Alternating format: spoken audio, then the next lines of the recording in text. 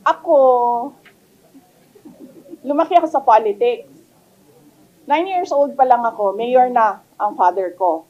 So from 9 years old until today, wala akong ibang um, um, ano ba tawag dyan? Wala akong ibang universe kundi pag-aaral nung ako'y nag-aaral pa and politika nung natapos na ako nag-aral.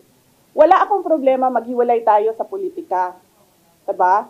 Kasi hindi naman talaga natin ma-define kung saan tayo bukas sa politics.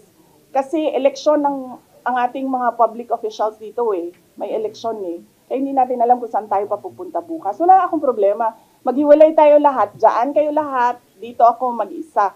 Ang hindi ko nagugustuhan ay yung pambabastos. Yun. Pwede naman tayo maghiwalay sa politika Huwag lang maging bastos. Thank you.